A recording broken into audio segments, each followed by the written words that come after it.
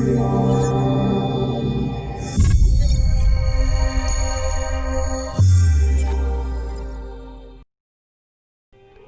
Dave is ad-free thanks to all you guys supporting the channel on Patreon. All income from donations and Patreon are used directly to upgrade cameras, light, microphones, software, things that allow me to produce more and better looking videos for you guys.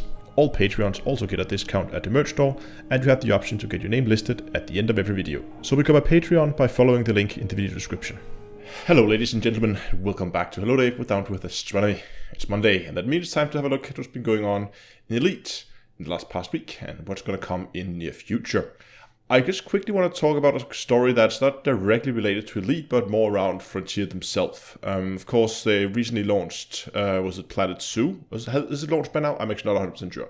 It's just around the corner if it hasn't been launched already. And one of the large gaming media site, IGN, which many of you will probably have seen at least at some point, they tweeted out that they were not going to have a launch review because Frontier apparently refused to give them a key before launch. Now, that originally sparked a lot of negativity, a lot of bad press, especially towards Frontier. And I just wanted to talk about it because I am not sure if it's 100% fair, all of it. At least we don't know. It might be, we don't know. The triggers, what they posted was they posted that Frontier said to them, IGN. So IGN posted that Frontier said to IGN that they wouldn't be given the key because they wasn't really satisfied, or they haven't been fully supporting the game through the earlier stages of the promotion.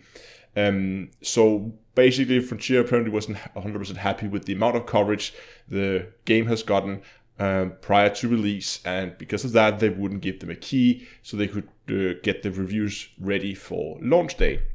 And a lot of people then began to, as I said, begin to give a little bit of bad press towards Frontier. But again, from my point of view, to be honest, I'm not 100% sure because we don't know exactly what kind of agreement or what kind of deal was made with between Frontier and IGN when they originally got the first reviewer's key back whenever that was.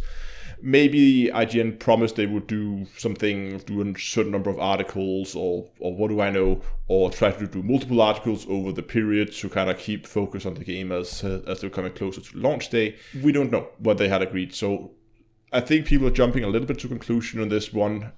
Let's quickly jump over and let's talk about the Interstellar Initiative, which has now concluded. We talked about last week that I wasn't 100% sure about what the lasting effect on the game would be. But that has of course now been revealed. Doing the Interstellar Initiative, the system that was affected by the fertilizers were in this new state called Blight.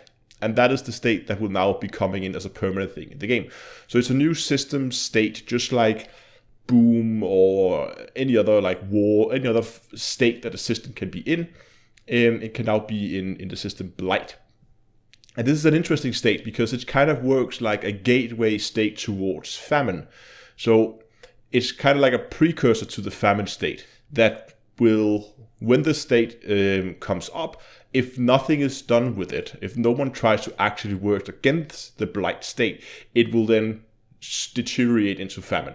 But having this new Blight state mean that you will kind of be able to, I assume that's easier to trigger than famine. I guess the point was that they wanted to be able to prevent, I want to give players an ability to prevent famine, but also make famine a more common state. So we once again had that in the cycle.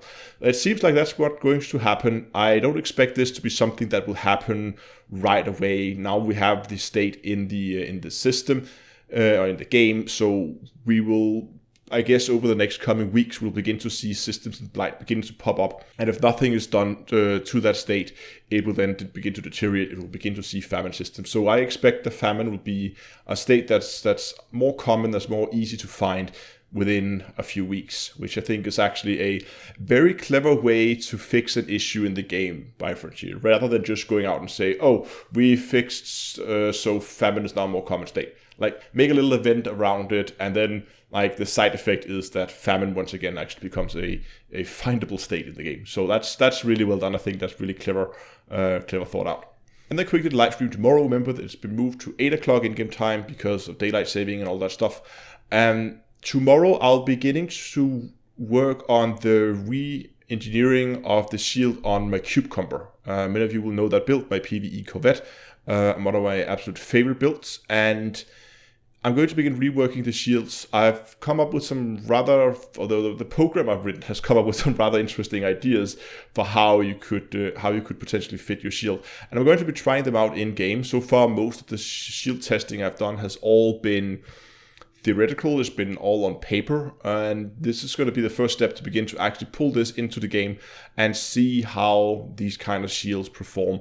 I'm not going to completely reveal the build yet. You'll have to drop by the live stream tomorrow. If you want a more detailed breakdown, then I have a video coming out Wednesday, I think, maybe. I think that's when it's scheduled, where I'm going to go over that in a lot more detail. But if you want a little pre-teaser to the build and some of the data that's going to be shown in the video on Wednesday, you should drop by the live stream tomorrow, where we will begin the engineering. I'm not sure how much engineering we'll do. Maybe it will just be material gathering. I'll begin to at least get an overview of what kind of materials I need, and then begin collecting, and then hopefully we can also do some engineering. I mean, it's all focused around shield, so there's not that many places we have to go.